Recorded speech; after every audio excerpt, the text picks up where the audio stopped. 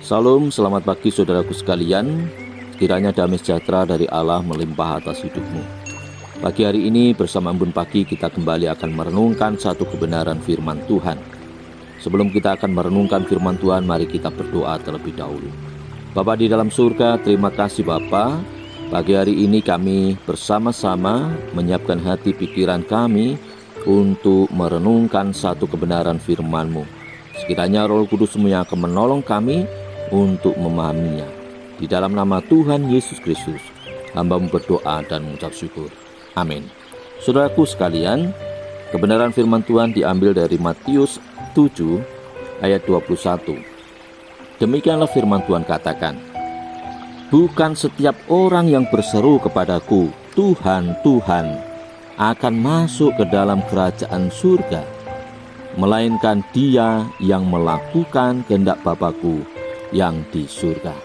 Saudaraku yang dikasihi oleh Tuhan, firman Tuhan menegaskan kepada kita sekalian bahwa bukan setiap orang yang berseru kepadaku Tuhan, Tuhan yang akan masuk ke dalam kerajaan surga, melainkan dia yang melakukan kehendak Bapa-Ku yang di surga.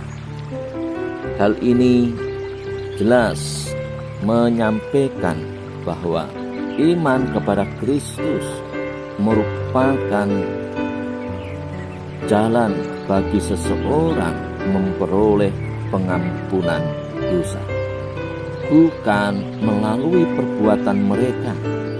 Walaupun dalam kebenaran ini dikatakan bahwa dia yang melakukan kehendak Bapa-Ku yang di surga. Hal ini bukan berarti menggarisbawahi tentang yakni kemampuan seseorang, tindakan seseorang yang akan membawa seseorang memperoleh pengampunan dosa, melainkan hanya melalui iman percaya kepada Yesus Kristus. Oleh karena iman percaya di dalam Yesus Kristuslah yang memungkinkan seseorang memperoleh kasih karunia melalui kematian Yesus Kristus di atas kayu salib untuk menebus dosa manusia.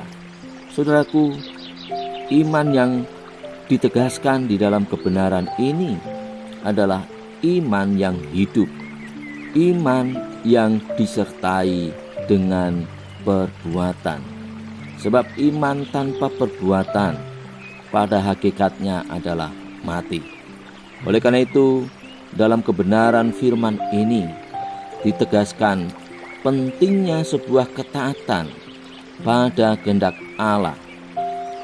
Ini merupakan sebuah syarat bagaimana seseorang dapat menunjukkan iman mereka.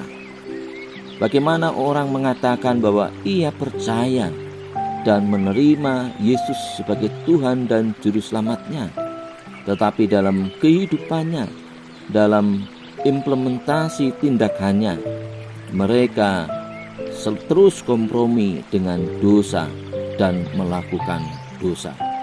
Bukankah Tuhan menginginkan kepada kita sekalian untuk mematikan dosa dan mempersembahkan, yakni tubuh kita sebagai persembahan yang hidup? Saudaraku sekalian yang dikasihi oleh Tuhan, secara kedagingan kita tidak akan mampu melakukan kehendak Allah.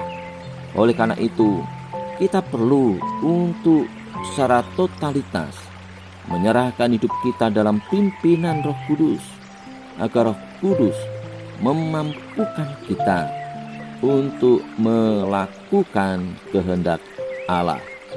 Sebab Roh Kuduslah yang memampukan setiap orang untuk menjalankan kehendak Allah. Saudaraku yang dikasihi oleh Tuhan, di dalam Efesus 2 ayat yang ke-8 sampai ayat yang ke-9 dinyatakan bahwa Sebab karena kasih karunia kamu diselamatkan oleh iman. Itu bukan hasil usahamu, tetapi pemberian Allah. Itu bukan hasil pekerjaanmu. Jangan ada orang yang memegahkan diri. Saudaraku,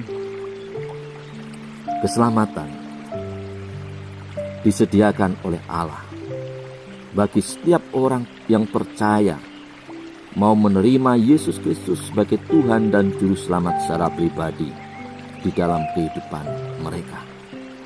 Iman kepada Kristus merupakan jalan seseorang memperoleh keselamatan, dan iman itu harus ditunjukkan melalui perbuatan. Oleh karena itu, ketaatan untuk menjalankan kehendak Bapa merupakan syarat seorang untuk dapat sungguh-sungguh menikmati, yakni kerajaan-Nya. Saudaraku, bagaimana dengan saudara? Apakah saudara sungguh-sungguh telah menjadi orang-orang yang taat menjalankan kehendak Bapa?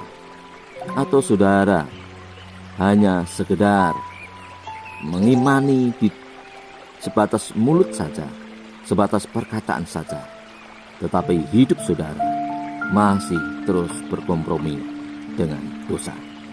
Ingat bahwa Allah kudus, Allah tidak akan dapat bersekutu dengan orang berdosa. Kiranya Tuhan Yesus memberkati kita sekalian. Mari kita berdoa. Bapa dalam surga, terima kasih atas kebenaran firman yang boleh kami renungkan pada pagi hari ini, yang telah menyatakan kepada kami bahwa keselamatan itu berasal dari iman percaya kepada Kristus Yesus. Namun iman itu harus ditunjukkan dengan perbuatan nyata, melalui ketaatan kepada Tuhan. Menjalankan kehendak Tuhan merupakan syarat seorang untuk dapat menerima, yakni kerajaan Allah. Terima kasih Bapa, ajar kami untuk menjadi pribadi-pribadi yang sungguh-sungguh mau taat di dalam kehidupan kami. Di dalam nama Tuhan Yesus Kristus, hamba berdoa dan mengucap syukur. Amin.